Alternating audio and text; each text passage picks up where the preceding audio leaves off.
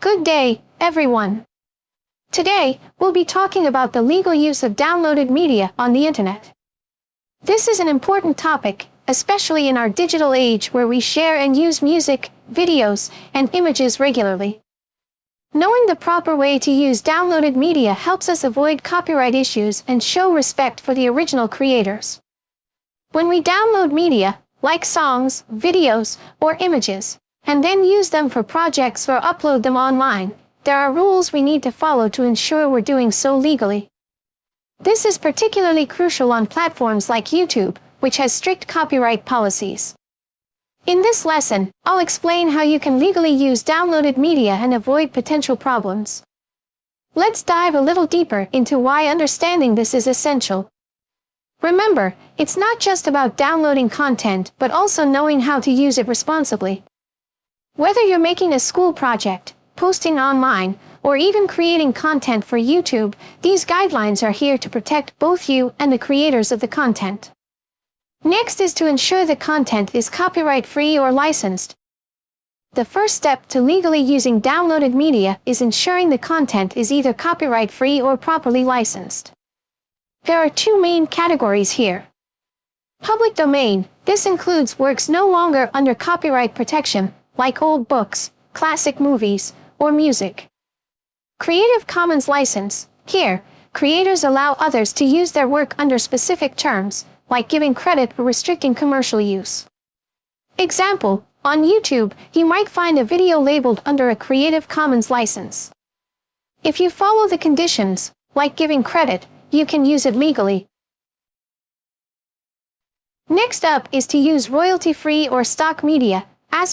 Another great option is using royalty-free or stock media. These are resources specifically made for creators to use without paying ongoing fees. For images, websites like Unsplash or Pexels are fantastic. For music, platforms like Epidemic Sound or YouTube's audio library offer tracks that are safe to use. Example, let's say you're creating a YouTube video. You can download music from YouTube's audio library and use it without worrying about copyright strikes, as long as you follow their guidelines. Alright. Next is to obtain permission from content creators.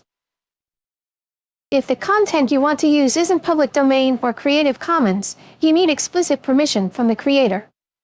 This applies to music, images, or videos. For instance, to use a song, you'd contact the artist or record label. For a photo, you might reach out to the photographer. For a video, you'd contact the creator directly. Most creators are open to sharing their work as long as they're credited or their terms are met. For example, platforms like Getty Images allow you to purchase a license for specific media. Next is to recognize and apply fair use for commentary, criticism, or parody. Now, let's talk about fair use. This is a legal concept that allows limited use of copyrighted material without permission, but only for specific purposes, such as commentary, criticism, teaching, parody.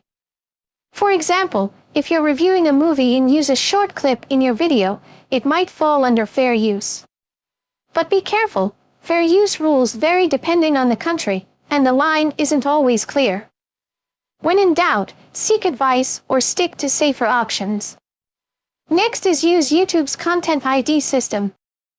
If you're uploading videos to YouTube, you'll encounter its Content ID system. This tool automatically scans your video for copyrighted material. If something is flagged, YouTube might disable monetization, remove your video, issue a copyright strike. To avoid this, you can use music from YouTube's audio library or properly licensed content. If you believe your use qualifies as fair use, you can appeal, but be prepared for the process to take time. Next is to give proper attribution. When using Creative Commons or royalty-free media, it's essential to credit the creator properly. This is called attribution. For example, in your YouTube video description, you might write, "Music by, artist name, licensed under Creative Commons." This small step ensures you're following the rules and showing respect to the original creator. Last is to be mindful of the platform's terms of service. Each platform you use, whether it's YouTube, Instagram, or Facebook, has its own rules for content. Violating these rules can result in content removal, strikes, or even account suspension. For instance, YouTube's terms of service strictly prohibit uploading copyrighted content without permission. Always review and follow the platform's copyright policies to avoid any issues. To wrap up, here's what we've learned about using downloaded media legally. Use copyright-free or Creative Commons licensed media. Choose royalty-free resources like Unsplash or YouTube's audio library. Get permission from creators when needed. Apply fair use cautiously and understand its limitations. Credit creators when required. Follow platform-specific copyright policies.